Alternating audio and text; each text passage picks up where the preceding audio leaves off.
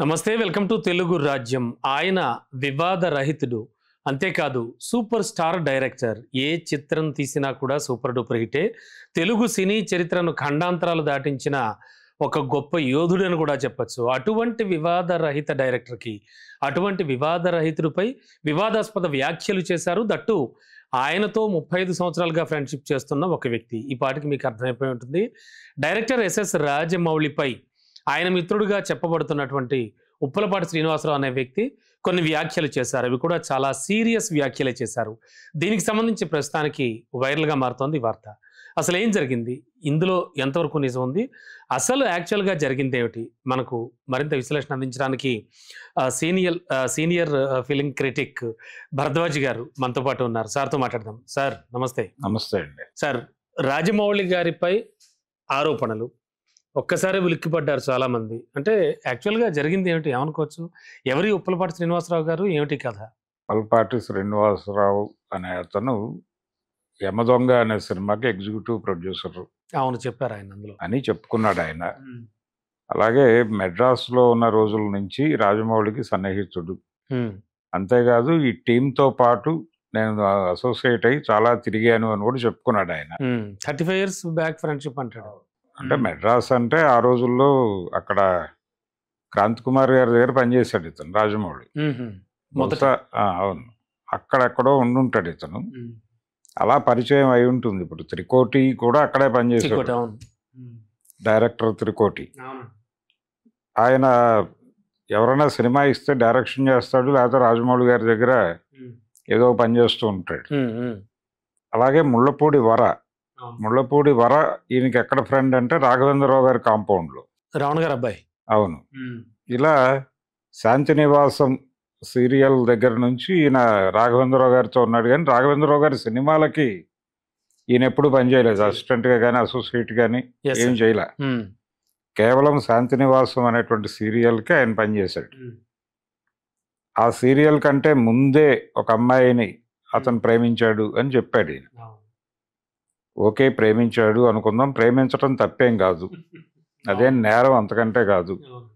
ఒక కాలేజీ ఫంక్షన్లో రాజమౌళి, నేను నా చిన్నప్పుడు అంటే యవ్వనంలోకి వచ్చిన తర్వాత ఒక అమ్మాయిని ప్రేమించాను అని చెప్పాడు. ప్రేమించాను, అయితే ఆ అమ్మాయి కోసం ఏదైనా ఉద్యోగం చేయాలా, అమ్మాయిని పోషించాలి కదా, పెళ్లి చేసుకుంటే ఉద్యోగం చేయాలా, ఉద్యోగం కోసం ఈ డైరెక్షన్ కెరియర్ వదిలిపెట్టేయాలా, ఇక్కడేవో నామినల్ డబ్బులు వస్తాయి, ఒక సినిమా ఉంటే డబ్బులు ఇస్తారు, లేకపోతే లేదు, కాబట్టి ఈ లైన్లో ఉండటమా లేదు ఏదన్నా ఉద్యోగంలోకి షిఫ్ట్ అవటమా అనేటువంటి ఒక డైలమాలో పడ్డాను. అయితే అది కేవలం అట్రాక్షనే తప్ప ప్రేమ కాదు అనే విషయం నాకు అర్థమైన తర్వాత ఆ అమ్మాయిని వదిలిపెట్టి నా మనాన్ని నేను వచ్చేసాను, ఈ పనిలో నిలబడ్డాను అని చెప్పి చెప్పుకున్నాడు ఆయనే స్వయంగా. అది కూడా ఇప్పుడు తీసి వైరల్ చేస్తున్నారు తవ్వకాల్లో నుంచి. అది ఎప్పుడో మాట్లాడాడు ఆయన. ఇలా రకరకాల, అంటే ఈ న్యూస్ను వైరల్ చేయడానికి ఏమేమి ఎలిమెంట్స్ వేయాలో అవన్నీ వేస్తున్నారు. అందులో భాగంగానే రాజమౌళి గారి వైఫ్ని పట్టుకొచ్చి ఈవిడే ఆ లవరా అని చెప్పి కొంతమంది వ్యాఖ్యానం చేసేస్తున్నారు. ఈవిడ కాదు, ఇతను చెప్పినటువంటి మాటల్లో కూడా ఆవిడ వేరు అనేదే చెప్పాడు. ఆ అమ్మాయిని ఇతను కూడా ప్రేమించాడట. ఎవరు? ఈ శ్రీనివాసరావు కూడా. ఉప్పలపాటి. నేను ప్రేమించిన అమ్మాయినే రాజమౌళి ప్రేమించాడు, ఇద్దరు ప్రేమించవచ్చు, తప్పేం కాదు. కానీ ఆ అమ్మాయి ఇద్దరిని ప్రేమించిందా అనేది గొడవ. ప్రేమిస్తే కథ నడిచేది ట్రయాంగులర్ లవ్ స్టోరీలో కూడా ఎవరో ఒకళ్ళు త్యాగం చేస్తారు, చెయ్యాలి. ఆ త్యాగం చేయాల్సింది నువ్వే అని చెప్పి రాజమౌళి నాకు చెప్పాడు. త్యాగం చేసిన తర్వాత ఇంకా ఆయనకు సంబంధం లేదు ఆ ఎపిసోడ్తో. అంతేగా, ఆ అమ్మాయి అతనిది అయిపోతుంది. అయిపోయిన తర్వాత ఈయన జీవితం ఈయన బిల్డ్ చేసుకోవాలి కదా, అది సహజంగా జరిగేవే. ఇందులో ఎక్కడా కూడా క్రైమ్ అనేటువంటి వ్యవహారం లేదు, ఇతన్ని ఏదో ఇబ్బంది పెట్టిన వ్యవహారం అంతకంటే లేదు. కానీ ఇప్పటి వరకు కూడా తీవ్ర మనస్తాపానికి గురి చేస్తున్నారు. చాలా తీవ్ర మనస్తాపానికి గురైతే వీళ్ళందరితోనే ఎలా ట్రావెల్ అవుతాడు ఆయన? గున్నం గంగరాజు గారితో ట్రావెల్ అయ్యానని చెప్పాడు. అవును. తర్వాత చంద్రశేఖర్ ఏలేటితో ట్రావెల్ అయ్యానని చెప్పాడు. హను రాఘవపూడి నా ఫ్రెండే అన్నాడు. వీళ్ళందరితో అసోసియేట్ అయ్యాను నేను, వీళ్ళందరితో సన్నిహితంగా ఉన్నాను. ఈ ప్రయాణం అంతా ఎక్కడి నుంచి వచ్చింది? యమదొంగ దాకా, శాంతినివాసం నుంచి యమదొంగకి ఎంత గ్యాప్ ఉంది, ఈ గ్యాప్ అంతా ఏమైపోయింది? కాబట్టి నేనేమనుకుంటున్నానంటే ఇతనికి సైకలాజికల్గా ఏదో ప్రాబ్లం ఉంది. ఓకే. అంటే జనరల్గా చాలా మంది ఒక డిప్రెషన్లోకి వెళ్ళిపోయినప్పుడు నేను ఇలా కావడానికి కారణం ఏమిటి అని చెప్పి వాళ్ళల్లో వాళ్ళే శోధించుకునే క్రమంలో వాళ్ళు ఒక స్క్రిప్ట్ తయారు చేసుకుంటారు. ఒక నెరేటివ్ తనని తాను అంటే సమాధాన పరుచుకోవడం కోసం ఒక నెరేటివ్ని బిల్డ్ చేసుకుని దాన్ని బలంగా నమ్మటం మొదలు పెడతారు. అందరినీ నమ్మించాలి కాబట్టి ముందు తను నమ్ముతాడు. నమ్మిన తర్వాత ఎంత నమ్ముతారంటే అది అబద్ధం అని చెబితే అతను ఒప్పుకోడు. ఆ లెవెల్కి వెళ్ళిపోతుంది. వెళ్ళిపోయిన తర్వాత ఇప్పుడు ఆ కథని ప్రపంచంతో నమ్మింపజేసే ప్రయత్నం చేస్తున్నాడు. ఇందులో నేరం ఎక్కడుంది అనేది నాకు అర్థం కాదు. అతను టోటల్ నేరేటివ్ అంతా విన్నాను నేను. ఒకవేళ ఆ అమ్మాయి విషయంలో ఆ అమ్మాయికి కూడా ఒక చాయిస్ ఉంటుంది కదా, అమ్మాయి ఒక యూనిట్ కదా. అంతే మరి, ఖచ్చితంగా మన అందరం కలిసే ఉందామని చెప్పాడు రాజమౌళి అంటాడు. కలిసి ఉండటం అంటే ఇక్కడ వీళ్ళిద్దరూ కలిసి ఉంటారు, ఓకే ఫ్రెండ్స్ కాబట్టి. ఆ అమ్మాయి పరిస్థితి ఏంటి? అది కదా గొడవ. ఇక్కడ ఇంకొక అమ్మాయితో రిలేట్ అయి ఉన్నటువంటి వ్యవహారం ఇది. మళ్ళీ నువ్వు కూడా పెళ్లి చేసుకో, నలుగురు కలిసి ఉందాం అని చెప్పినట్టు కూడా ఏదో సంథింగ్ ఏదో తను పెళ్లి చేసుకున్న తర్వాత ఇది 4 స్తంభాల ఆటగా మారుతుంది అన్నట్టుగా ఆయన అన్నాడని ఈయన చెప్తున్నాడు. అలా ఎలా చెప్తాడు? ఇప్పుడు విషయం సెటిల్మెంట్ చేసుకుంటారు కదా, అంతే కదా. ఏ విషయాన్ని క్యారీ ఫార్వర్డ్ చేసుకుంటూ వెళ్ళరుగా జీవితంలో. సో అదొక గందరగోళం ఉంది. రెండోది రాజమౌళి వ్యవహారానికి సంబంధించి ఆయన చూసుకున్నటువంటి ఈ రమా రాజమౌళి గారు కూడా ఆవిడ ఆల్రెడీ మ్యారీడ్. అక్కడి నుంచి ఆవిడ బయటకు వచ్చేసారు. ఆ బంధంలో నుంచి బయటకు వచ్చిన తర్వాత ఆవిడని ఈయన చేసుకున్నారు. ఆ పిల్లవాడు కూడా అలా వచ్చిన వాడే. అయితే వాళ్ళతో ఈయన అసోసియేషన్ అలా నడిచింది. ఒక అమ్మాయిని పెంచుకుంటున్నారు వాళ్ళు. సో అదంతా ఎక్కడైనా సరే ఓపెన్ గానే ఉంది వ్యవహారం అంతా. ఎక్కడా గోప్యత పాడు లేదు. ఇతను అనవసరంగా లేనిపోని ఇబ్బందులు కలిగించే ప్రయత్నం చేస్తున్నాడు. నిజంగానే రాజమౌళి ప్రేమించిన అమ్మాయిని ఇతను ఇష్టపడి ఉండొచ్చు. రాజమౌళి ఆ కాలేజీ ఫంక్షన్లో చెప్పినట్టుగా అది ప్రేమ కాదు అని తెలుసుకుని ఆయన వెళ్ళిపోయి ఉండొచ్చు. ఆ అమ్మాయి వీళ్ళిద్దరిని తిరస్కరించి ఉండొచ్చు. ఆవిడకి ఒక లైఫ్ ఉంటుంది కదా. ఖచ్చితంగా ఆవిడ ఉన్నారా వెళ్ళిపోయారా అనేది కూడా క్లారిటీ లేదు ఇతని డైలాగుల్లో. సో ఆ అమ్మాయి నిర్ణయం ఏం తీసుకుంది అనేది విలువైనది తప్ప ఈ వ్యవహారంలో ఇతను మాట్లాడింది కాదు. పైగా ఇతను ఏమంటున్నాడు, ఈయనకి రకరకాల విద్యలు వచ్చు అని కూడా చెప్తున్నాడు. అంటే క్షుద్ర శక్తులు ఆల్మోస్ట్ వాటితో అంటే తనకి పోటీ అనుకున్నటువంటి డైరెక్టర్ని ఎలిమినేట్ చేయగలడు ఇతను. ఎట్లా ఎలిమినేట్ చేస్తాడు? ఇప్పుడు వినాయక్ని ఇతనే ఎలిమినేట్ చేశాడు కెరియర్లో నుంచి అని చెప్తున్నాడు. అలాగే సురేందర్ రెడ్డిని ఎలిమినేట్ చేసింది కూడా ఇతనే అంటున్నాడు. ప్రస్తుతం ఇతని ఫోకస్ అంతా అనిల్ రావిపూడి మీద ఉంది అని కూడా చెప్తున్నాడు. సో ఈ లెవెల్ కథనం, ఈ లెవెల్ స్క్రిప్ట్ తనకు తాను ఓన్ స్క్రిప్ట్ చేసుకుని బిల్డ్ చేసేసుకుని నమ్మి బలంగా దాన్ని నమ్మి ప్రపంచంతో నమ్మింపజేయటానికి ప్రయత్నం చేస్తున్నాడు. ఈ ప్రయత్నంలో భాగంగానే ఆయన ఆ సెల్ఫీ వీడియో చేసి ఒక లెటర్ రాసి మార్కెట్ ముందు పెట్టాడు. అవునండి. పెట్టిన తర్వాత సరుకు దొరికిన తర్వాత దాన్ని ఎలా కన్జ్యూమర్స్కి అందించాలి, ఏ ప్యాకేజీలో అందించాలి అనేది మార్కెట్ నిర్ణయం అది. కాబట్టి మార్కెట్ తనదైన పద్ధతిలో ఎవరి స్టైల్లో వాళ్ళు ప్యాకేజ్ చేస్తున్నారు. ఆ ప్యాకేజింగ్ ప్రోగ్రాంలో భాగంగా అవతల వాళ్ళ పర్సనల్ జీవితాల్లోకి వెళ్ళిపోతున్నామని ఎవరు అనుకోకుండా వెళ్ళిపోయి ఆయన భార్య గురించి మాట్లాడేస్తున్నారు, ఆ కుటుంబం గురించి మాట్లాడేస్తున్నారు. ఇలా ఎలా మాట్లాడేస్తారు? ఎవరికైనా రైట్ ఉంది? అసలు ఆ టోటల్ ఎపిసోడ్ వలన ఎవరికైనా నష్టం ఉందా అది ఆలోచించ ప్రపంచంలో? పైగా అది ఎప్పుడు జరిగింది? 35 ఏళ్ల క్రితం అంటున్నాడు ఆయన చెప్పిన ప్రకారం. అంటే ఆయన ఏజ్ కానీ కాస్త వృద్ధాప్యం రావడం వల్ల ఆలోచనలు ఏమైనా? వృద్ధాప్యం ఏం కాదండి, 57 ఏళ్ళు అంటున్నాడు ఆయన. అంటే రిటైర్మెంట్ దగ్గరలో ఉన్నాడు. రిటైర్మెంట్కి దగ్గరలో ఉన్నాడు. రామారావు గారి లెక్కలో రిటైర్ అయిపోయినట్టే. అవును అనుకుంటే ఏదేమైనప్పటికీ పెద్ద ఏజ్ ఏం కాదు. కానీ ఆఫ్ కోర్స్ నేను ఇప్పటికీ అవివాహితుడిగా ఉండిపోయాను. నా జీవితం నాశనం చేశాడు రాజమౌళి, అవును నువ్వు కనీసం 45 ఏళ్ల వరకు అతనితో బాగానే ఉన్నావు, అంతే కదా. ఓ 10 ఏళ్ల వరకు బాగానే ఉన్నాడు. ఈ 10 ఏళ్ల వరకు కాదు, అసలు ఒక 4 నెలల క్రితం వరకు కూడా బాగానే ఉండి ఉంటాడు. ఎక్కడో రాజమౌళితో ఇతను హర్ట్ అయ్యాడు. హర్ట్ అవటం అంటే ఇతను ఆయన బిజీగా ఉండి ఈయన ఎంగేజ్ చేయలేకపోవటమో, లేకపోతే ఇతను ఫోన్ లిఫ్ట్ చేయకపోవటమో తరచు ఇలాంటివి ఏవో జరిగి హర్ట్ అయిపోయి, నా వలన నువ్వు లాభం పొందావు, నేను ఫోన్ చేస్తే నువ్వు ఎత్తవా లాంటి ఒక సెల్ఫ్ సెంటర్డ్నెస్కి లోనై ఓకే అందులోంచి వచ్చిందంట. అక్కడి నుంచి గాయపడి ఇతను నా జీవితాన్ని చిన్నాభిన్నం చేశాడు అని చెప్పి ఒక నెరేటివ్ బిల్డ్ చేసేసుకుని దానికి దిగాడు.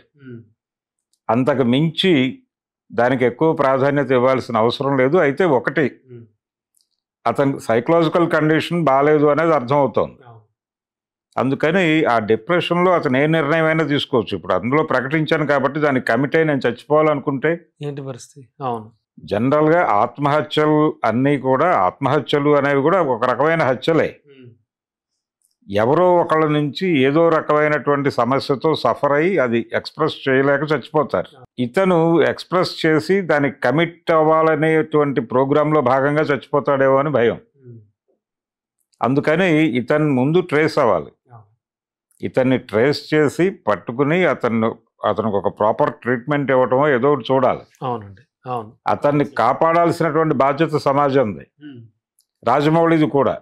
ఇప్పుడు అతను ఇవేవి క్లారిటీ లేకుండా చనిపోతే ఆ పెయిన్ అతనిని జీవితాంతం వెంటాడుతుంది. అవును. అందుకని అతను కూడా కృషి చేసి ఇతన్ని ట్రేస్ చేసి ఎక్కడో చోట ఒక మంచి సైకియాట్రిస్ట్ దగ్గర కూర్చోబెట్టి కౌన్సిలింగ్ ఇప్పించి అతన్ని రిపేర్ చేసి తిరిగి జీవితంలోకి పంపించాల్సినటువంటి అవసరం అయితే ఉంది. ఖచ్చితంగా అండి. మరి ఆ ప్రయత్నం చేస్తారా చెయ్యరా అనేది చూడాలి. అవునండి అవును. అంటే చాలామందికి సెలబ్రిటీలను చూస్తే ఒక రకమైనటువంటి చిన్న అహం కానీ, అంటే చిన్న బాధ కానీ, చిన్న అసూయ కానీ ఉంటుంది. ఇలాంటివన్నీ కూడా ఇందులో ఏమైనా ప్లే చేసి అనుకోవచ్చు అంటారా? అసూయ అనేది కూడా కొంత పనిచేస్తుంది, కానీ ఇది అలాంటి కేసు అని నేను అనుకోవడం లేదు. అంటే అతను #1 డైరెక్టర్ అయిపోయాడు కదా అంటున్నాడు ఈయన స్వయంగా.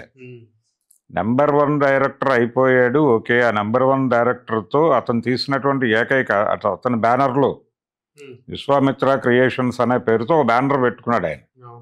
ఆ బ్యానర్ మీద వచ్చిన సినిమాకి నువ్వు ఎగ్జిక్యూటివ్ ప్రొడ్యూసర్ అంటే నీకు ఒక స్థాయి ఇచ్చాడు. ఇచ్చినప్పుడు చాలా మందికి అతనితో అసోసియేషన్ కొనసాగుతూనే ఉంది అప్పటి నుంచి. అవునండి. ఇప్పుడు వరా ముళ్ళపూడి ఆ మధ్య సునీల్తో చేసినటువంటి మర్యాద రామన్న సినిమాకి ఆయన లైన్ ఇచ్చాడు. ఆ లైన్ ఇచ్చిన దాన్ని అక్నాలెడ్జ్ చేశారు వాళ్ళు టైటిల్స్లో. అక్నాలెడ్జ్ చేసి మూల కథలు, మారుమూల కథలు మాకు చెప్పి మమ్మల్ని నడిపిస్తున్న వరకి అని స్లైడ్ వేశారు వాళ్ళు. అలాగే ఆయన కూడా చాలా సందర్భాల్లో రాజమౌళి నుంచి తనకి జరిగేటువంటి సహాయాల గురించి మాట్లాడాడు ఆయన. కాబట్టి వీళ్ళు ఎక్కడ ఫ్రెండ్షిప్ని ఇబ్బంది పెట్టుకోవటం, ఆ కల్చర్ ఉన్నట్టుగా ఎక్కడ కనబడదు. అవునండి. చాలా మంది ఆ గ్రూప్లో అసోసియేట్ అయిన వాళ్ళు డాక్టర్లు ఉన్నారు, చాలా మంది ఉన్నారు. కాబట్టి ఈ రిలేషన్ జోలికి వెళ్ళిపోయి వాళ్ళ పర్సనల్ జీవితాల్లోకి ఒక లూజ్ ఎండ్ వదిలిపెట్టేసి నువ్వు కామెంట్లు చేసేస్తే అలాగే. పైగా ఇంకొక మాట చెప్తున్నాడు అతను, నేను ఈ వీడియోని ఎందుకు పెడుతున్నానంటే దీన్ని సుమోటోగా తీసుకుని రాజమౌళిని అరెస్ట్ చేసి కేసు పెట్టాలి. అరెస్ట్ చేసి కేసు బుక్ చేసి, కేసు ఏమని బుక్ చేస్తారు, లై డిటెక్టర్ టెస్ట్ చేయించండి అతనికి, అప్పుడు నిజాలు బయటపడతాయి. నేను చెప్పినవన్నీ కరెక్టా కాదా అనేది అతని నుంచి మీరు రాబట్టి అప్పుడు ఆ ప్రాతిపదిక మీద కేసు పెట్టండి అంటున్నాడు. అంటే లై డిటెక్టర్లతో చేస్తున్నటువంటి వాటిల్లో బయటపడుతున్నటువంటి అన్నీ కూడా నిజాలా అనేది ఒక ప్రశ్న. అంతే కదా. అదో గందరగోళం ఉంది. నిజంగానే లై డిటెక్టర్లు ఉంటే ఆయేషా మీరా కేసులో కూడా లై డిటెక్టర్లు వాడారు కదా. ఏం ప్రయోజనం, ఏం జరిగింది? ఒక అమాయకుడిని తీసుకెళ్లి అన్ని సంవత్సరాలు జైల్లో పెట్టి వదిలిపెట్టారు సత్యం బాబు. అవునండి. కాబట్టి లై డిటెక్టర్లలో తేలేవన్నీ నిజాలు అనుకోవడం ఒక భ్రమ. అది కూడా మాట్లాడాడు. అదే మీరు చెప్పినట్టుగా ఒక స్క్రిప్ట్ రాసుకుని దాన్ని ఆయన పూర్తిగా బలంగా నమ్మి ప్రపంచాన్ని నమ్మించాలని ట్రై చేస్తున్నాడు. అంటే జనరల్ గా చాలా మంది ఒక డిప్రెషన్ లోకి వెళ్ళిపోయినప్పుడు నేను ఈ కండిషన్కి రావడానికి కారణం ఏమిటి అని చెప్పి సెల్ఫ్ అనలైజేషన్ ప్రోగ్రామ్ పెట్టుకుంటారు. అది ప్రాపర్గా జరుగుతుంది ఒక్కోసారి. అవునండి. అయితే ఆ డిప్రెషన్ స్థాయి పెరిగినప్పుడు దీనికి ఎవరో ఒకరు కారణం అనే పద్ధతిలో ఒక కారణాన్ని వెతుకుతారు. అవును. ఆ వెతికినప్పుడు రాజమౌళి తగిలుంటాడు అతనికి. తగిలి ఇతను మన జీవితాన్ని చిన్నాభిన్నం చేశాడు అని భావించి ఈ చిన్నాభిన్నం చేయటము అనే దాని నుంచి ఒక నెరేటివ్ బిల్డ్ చేసేసుకుని ఆ నెరేటివ్ను తను నమ్మి ప్రపంచాన్ని నమ్మించే ప్రయత్నం చేస్తున్నాడు ఇప్పుడు. అంతే తప్ప ఇందులో రెండోది ఆయన ఒక అద్భుతమైన మాట చెప్పాడు, దీనికి నేను సాక్ష్యాలు ప్రొవైడ్ చేయలేను అన్నాడు. అయిపోయింది, అక్కడే తేలిపోయింది. ఎందుకు ప్రొవైడ్ చేయలేడో కూడా చెప్పాడు ఆయనే. ఇది మా ముగ్గురి మధ్య జరిగినటువంటి వ్యవహారం కాబట్టి నేను చేయలేను, దీనికి సాక్ష్యాలు ఉండవు. ఆ అమ్మాయి ఏమైపోయింది మరి? తను ప్రధాన సాక్షి కదా మరి. అదే, ఆవిడని కూడా తీసుకురావాలి కదా సీన్లోకి. తీసుకొచ్చి ఆవిడ వెనక మాట్లాడితే నిజానికి వీళ్ళు కాదు హర్ట్ అయ్యేది. మొత్తం ఎపిసోడ్ చూస్తే ఆవిడకే ప్రాబ్లం, ఆవిడ కదా బలి. అంతే కదా. కాబట్టి సఫరర్ ఆ అమ్మాయి మాట్లాడాలి. ఆ అమ్మాయి మాట్లాడలేదు ఇప్పటిదాకా. 35 సంవత్సరాల నుంచి మౌనంగా ఎందుకుంటుంది అంత సఫరింగ్ ఉన్నప్పుడు? అందుకని రకరకాల రీజన్స్లో ఏ కోణంలో చూసినా కానీ ఈ శ్రీనివాసరావు అనేటువంటి పెద్ద మనిషి మాట్లాడినటువంటి వీడియోని రాజమౌళి మీద దాడిగానో, లేకపోతే Rajamouli other side of Rajamouli, other side ఉంటుంది ప్రతివాడికి, అదర్ సైడ్ లేకుండా ఉండదు. అది ఎవరు ఓపెన్ చేసుకోరు. ఓపెన్ చేయాలనేటువంటి ఆతృత తప్పు అని చెప్పి కోర్టులో చెప్పాయి. పర్సనల్ లైఫ్ అది. ఆ పర్సనల్ లైఫ్ ఏదైనా ప్రాబ్లం వచ్చి ఆ పర్సనల్ లైఫ్లో ఉన్న వాళ్ళు రోడ్డు ఎక్కితే అప్పుడు మాట్లాడాలి. అంటే ఆ అమ్మాయి రోడ్డు ఎక్కితే మాట్లాడాలి, ఇతను కాదు. అవునండి. ఇతను ఆ పర్సనల్ లైఫ్లోకి వెళ్ళి మాట్లాడటం అనేది కరెక్ట్ కాదు. అందుకని ఇది జస్ట్ అతను ఏదో మీడియాని ఎంగేజ్ చేయగలిగాడు, బాగానే ఉంది. ఎవరి పద్ధతిలో వాళ్ళు వాళ్ళ ప్యాకేజీలు వాళ్ళు తయారు చేసేసి మార్కెట్లో పెట్టేశారు, అవి అమ్ముడవుతున్నాయి. అవును, ఆ బిజినెస్ నడుస్తోంది. అయితే ఇక్కడ ప్రధానంగా అతన్ని ఇమ్మీడియట్గా ట్రేస్ చేయాలి. అతను ఉన్నాడా లేదు, ఏదైనా అఘాయిత్యానికి పాల్పడ్డా అనేది చూడాలి. చూసి అతన్ని తీసుకొచ్చి ఒక ప్రాపర్ ట్రీట్మెంట్ ఇప్పించాల్సినటువంటి అవసరం అయితే ఉంది. ఖచ్చితంగా. అతన్ని కూర్చోబెట్టి అతని దగ్గర ఏమైనా ఆధారాలు ఉన్నాయా, అసలు ఆవిడ ఎవరు, ఈవిడేనా లేదు ఇంకెవరైనా ఉన్నారా, ఇది అవసరం కూడా. ఎందుకంటే మార్కెట్ ఆల్రెడీ అటువైపు ప్రొజెక్షన్ ఇచ్చేస్తుంది. అవును, రకరకాల ఊహాగానాలు. ఈ ఊహాగానాల వంటకాలకి ఫుల్ స్టాప్ పెట్టాల్సినటువంటి అవసరం ఖచ్చితంగా ఉంది. అందుకని ఇమ్మీడియట్గా అతన్ని ట్రేస్ చేసి ఎక్కడో చోట కూర్చోబెట్టి వాళ్ళ వరకు అయినా సరే నిజాలు తెలుసుకుని అతన్ని కాస్త రిపేర్ చేసి అతని జీవితంలోకి అతన్ని పంపించగలిగితే బాగుంటుంది. Right sir, thank you sir. Thank you.